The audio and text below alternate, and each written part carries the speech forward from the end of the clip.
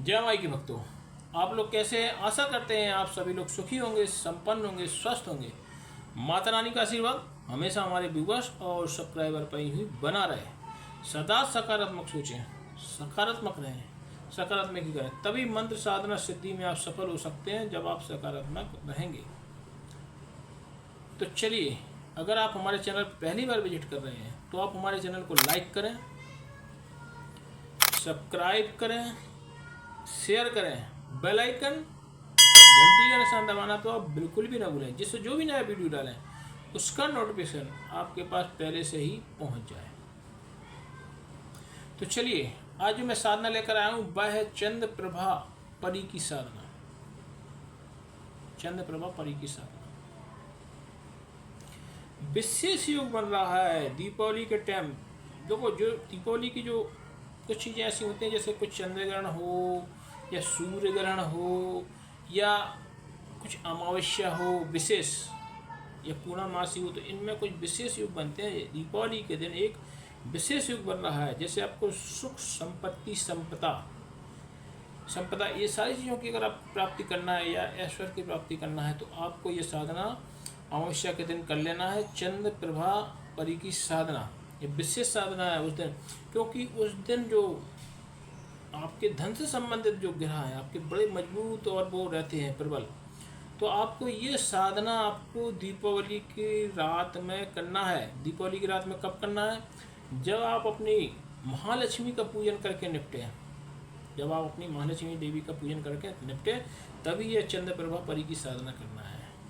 तो आपको ये नाना प्रकार से संपत्ति, धन, दौलत प्रदान करेगी। हमें नहीं लगता आप गरीब रह जाएंगे या आपको कोई समस्या रह जाएगी, आपको धन दौलत या रुपया पैसों की कोई कमी रहेगी। आप अगर 1 करोड़ भी मांगेंगे ना उस रात्रि में, तो वो आपको 1 करोड़ भी ला के देगी ये चंद्र प्रभा परी। तो आपको साधना ये अमावस्या के दिन, दीपावली के दिन करना है। और दीपावली के दिन करना है, आपकी लक्ष्मी पूजन की बात करना है। जब आप लक्ष्मी पूजन से निपट जाएं तो एकांत कमरा हो, वहाँ आप जाकर ये साधना कर सकते हैं। और आप चाहें तो इसकी साधना आप जहाँ मंदिर में आपका जो दीपावली की महालक्ष्मी का पूजन चल रहा है, आप ये साधना उसी में कर सकते हैं। लेकिन शर्त यह है कि आप जब महालक्ष्मी का पूजन करते हैं तो वो कमरा आपका थोड़ा सा उस तरीके से, जिस तरीके से होना चाहिए शुद्ध, उस तरीके से शुद्ध नहीं होता है। इसलिए हम कह रहे हैं कि आपको अपना कमरा अलग से धो के वॉश करके रखना है, क्योंकि उस कमरे में आपकी माता, बहनें, सारे लोगों का प्रवेश रहता है, तो इसलिए वो कमरा अशुद्ध हो जाता है। इसलिए ये साधना आपको या तो एकांत दूसरे कमरे में करो तो ज़्यादा अच्छा है। तो चलिए, साधना कैसे करना है, क्या इसका विधि रहेगी, क्या विधान रहेगा चंद्र प्रभा परी का, ये थोड़ा सा आप नोट कर लें। सबसे पहले तो आपको 3 कलश लाना है। 3 कलश लाना है, और उसमें आपका एक गुरु का कलश रहेगा, एक प्रेत का कलश रहेगा, एक आपके कुल देवता का। और इसके अलावा 5 पत्ते पान के, 5 लौंग, 5 इलायची, 5 बतासे, कुछ 5 रुपये 10 रुपये के सिक्के खुले रख लें आप, जिससे दक्षिणा चला सकें। आपकी जो मिट्टी की ग्वालनी रहती है, जो लक्ष्मी स्वरूप जो पूजा करते हैं, तो उस मिट्टी स्वरूप पूजा वाली ग्वालनी को भी आपको वहाँ पर ले जाके रखना है। या तो आप चाहें एक अलग से नहीं खरीद सकते हैं, या आप चाहें तो उसको पूजा जो हो चुकी है उसका आप पूजन हो चुका तो आप रख सकते हैं उसका।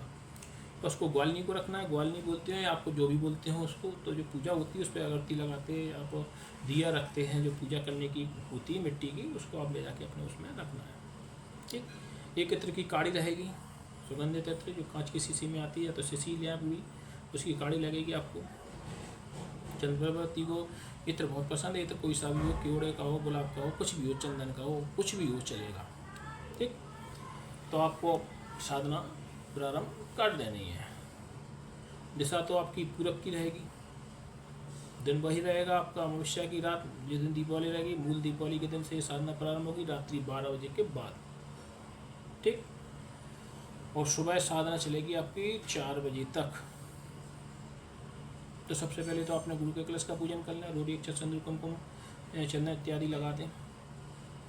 ठीक, और उस पर थोड़ा अक्षत छोड़ दें, और एक पान का पत्ता लें, लौंग, इलायची, सुपारी, उस पर एक बतासा, रखते ही 5 रुपये 10 रुपये सिक्का रख के दक्षिण स्वरूप उनको गुरु को अर्पित कर दें। गुरु ब्रह्मा गुरु विष्णु मंत्र का जप करते हुए आप उनको अर्पित कर दें। अब आपके प्रेतराज के कलश का पूजन करना है। कोई नहीं बताता, जो मैं आपको विधि विधान से पूजा बताता हूँ वो तो साधना फेंकते हैं, पकड़ो भागो, पकड़ो और भागो, तो ऐसे सिद्धियाँ प्राप्त नहीं होती हैं। बराबर कहते हैं आपसे कि ऐसे गुरु की मार्गदर्शन में साधना करें जो योग हो। तो आप अपने प्रेतराज के कलश का पूजन करें, रोरी अक्षर से कुमकुम लगा दें और एक पान का पत्ता लें, लौंग इलायची सुपारी, एक पतासा पान के पत्ते पर रख दें, 5 रुपये 10 रुपये सिक्का रख दें और उनको अर्पित कर दें प्रेतराज को। और उनसे आप आज्ञा ले लें, ही प्रेतराज मैं जो है ना चंद्र प्रभा परी की साधना करने जा रहा हूँ, आप इसमें हमको आशीर्वाद प्रदान करें जिससे वो शक्ति हमारे घर में प्रवेश कर जाए। क्योंकि अगर आपके प्रेत नाराज होंगे तो भी कोई शक्ति प्रवेश नहीं कर सकती। भाई देवता आपके घर से ही पूछते हैं, घर के देवताओं को ही नाराज रखेंगे तो बाहर की शक्ति आपके घर में आएगी कैसे, पहले तो ये बताइए। तो आपके प्रेतराज के कलश का पूजन हो गया। अब अपनी कुल देवता का पूजन करिए।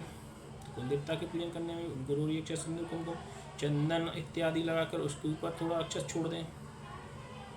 अक्षर छोड़ने के बाद एक पान का पत्ता लें, एक पान के पत्ते पे लौंग इलायची सुपारी, एक बतासा, 5 रुपये 10 रुपये सिक्का रख कर आप उनको अर्पित कर दें। और कुलदेवताभ्यो नमः उनको अर्पित करके आप आगे बढ़ जाएं।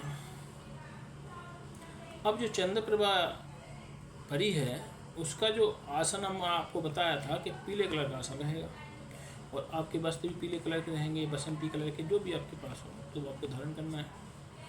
तो आपको वहाँ पर आपको एक चंद्र प्रभापति की जो पटा है तो पटा के नीचे आपको चौक पूर के पहले 8 पंखड़ी वाला बराबर बताते 8 पंखड़ी वाला। भाई हम इसलिए ज़्यादा नहीं बताते गौर से कि हम आपको बताते रहे, वही हमारी साधना का विधि विधान रहता है, उसमें कोई तब्दीलात नहीं होती है, थोड़ा बहुत आगे पीछे बढ़ जाता है।